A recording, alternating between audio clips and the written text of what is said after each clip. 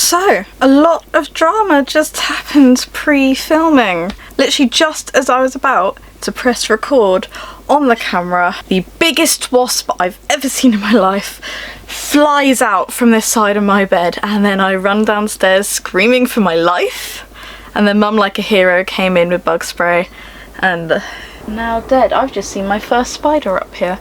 It's an attic filled with cobwebs, but I've never seen a spider. It's small,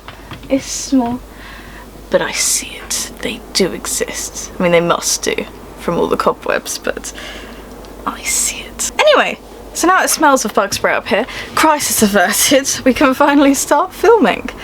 Now today is an interesting one. It's very, very interesting because I was on Wattpad, where people share their stories and their writing, and I was in the mood for just some kind of sweet, cringy romance books. I thought, I've read all my romance novels that I own.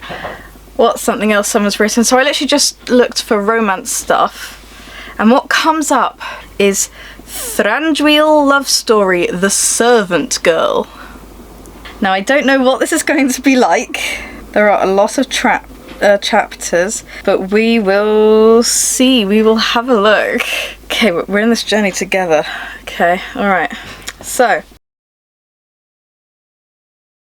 I am awaking from the light that shines through the boxed cage they keep me in. Okay. I mean, I was used to this poor treatment. All I know is that I'm being transferred to a kingdom, hopefully better than the others I served, from dwarves to humans to orcs. Yes, orc the worst. I escape just to be sold again and again. Now here I am, sitting dog style in this disgusting boxed cage, just begging for the chance to spread my legs.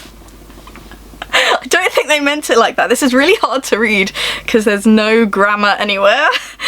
But what the I'm not sure. Okay, firstly, I'm not sure you could serve orcs if you're just a girl, I'm assuming. I'm not sure you could be a servant to orcs. They just eat you and then kill each other trying to kill you. They get too distracted is all I'm saying, for, you know, your meat on your bones. And then servant to dwarves, I think that, you know, as they are a very proud race, they'd find that a bit demeaning. So let's carry on. She's in a dog crate. Right, okay. This is a weird start. This is a weird start. I'm not complaining. I've been in worst positions that I wish not to speak of. I hung my head lower, if that's even possible, rethinking life and what should comes ahead. Love the writing. I mean, I don't know, but the person who wrote this, the author is Teen Bunny 27. I don't know if English is your first language. If it's not, then this is not bad. If it is your first language, this is impossible to read. It's really difficult to read. But again, as I say, if it's not your first language, it's pretty good. Anyway, some girls like me growing up want to marry a prince, become queen, and have children. I was always a beauty with... Oh, she says modestly. I was always a beauty. Yeah. With my pale skin. Why does pale skin make you beautiful? Beauty's in the eye of the beholder. Although I suppose it's going for more like Snow White vibes. Anyway, where was I? With my pale skin, rosy full lips, long brunette hair that flows down past my waist, and a curvy figure. I bet I would have had that life with 3 children, a happy husband, and living in luxury. But that isn't the case. I'm a servant or slave going to an unknown destination, waiting my fate. And that's the first chapter. I don't know what the fuck I'm reading. Woodland realm, kingdom to the elves. Oh, we're in Mirkwood! My back was aching and my neck felt ready to snap. I don't think I can handle this box cage for another minute. I tried to reach my hand to touch my back, forgetting I was bound with these damn shackles. I hissed from the unbelievable pain. This is a bit dark and morbid. Not what I was looking for when I typed in romance. The horse came to a halt, and my head banged the back of the box. Shit, what the hell is going on now? I heard footsteps outside the box. The footsteps were heavy, and I started to sweat, not because the sun was blazing off my skin, but because I didn't know what will happen next. This is so hard to read. I'm sorry if my reading sounds really off. There's no commas or full stops. The whole thing is just like continuous one long paragraph.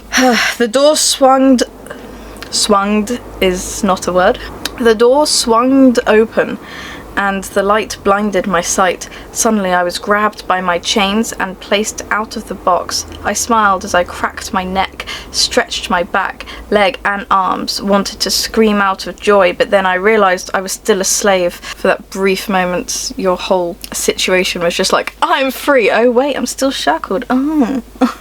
I put my hands over my eyes to see what I was dealing with. 5 tall men with pointed ears, elves, long hair that was better laid than mine, with golden armour and bows, arrows and swords. Ah, yes, you've met Mirkwood elves, well done. I looked up and met with one eye to eye. This one, I had to admit, was handsome, godlike, or they all are, and I know I should be scared, but right now I was in heaven. I soon broke out of my daydream when my chains were tugged, and thus started speaking in a language that was foreign to me, Elvish, and I made the mistake and speaking without being spoken to. Hello, I'm sorry to ask, but where am I? I was cut off as the leader, I assumed, walked up to me. I haven't realised how tall they were until we faced to lower chest. I looked up and saw his expression. His lips were straight as a line, but his eyes showed lust, something I was used to men after looked at me because of my curvy figure.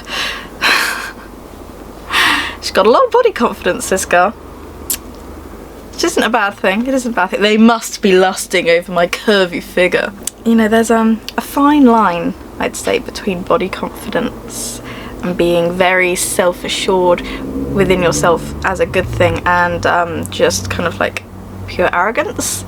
You know, I consider myself to be very self-confident. I'm not confident at all when it comes to actually interacting with society, but I have a lot of confidence within myself. I'm very happy with who I am, what I look like, where I am right now, and you know, I'm very content, and that's great. But this girl's going a bit more like, I know my figure's godly, but like, can you not stare?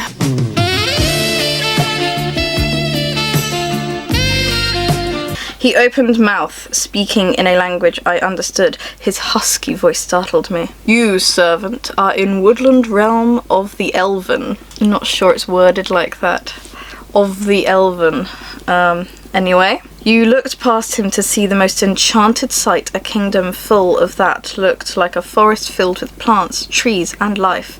You broke your glaze when the Elven, I assumed, spoke. You mean the elf, when the elf spoke. What is your name, and where are you from? The elves would not treat other people like this. This is just kind of just barbaric and dark. I turned around, meeting his eyes. I'm Caldine. The Elven looked me up and down, surprised by my sudden spark of confidence. I nodded my head, waiting for what will happen next. I just have an issue with the fact that the elves wouldn't treat anybody like this. This is just some poor girl. They wouldn't... Yeah, no. Okay then, we shall go. We're on a tight shift. We don't want to keep the king waiting now, do we? The rest of the the rest of the elves agreed, then moved into position, some ahead of me, some behind, ensuring that I wouldn't try to escape. It's not like I'd be able to anyway.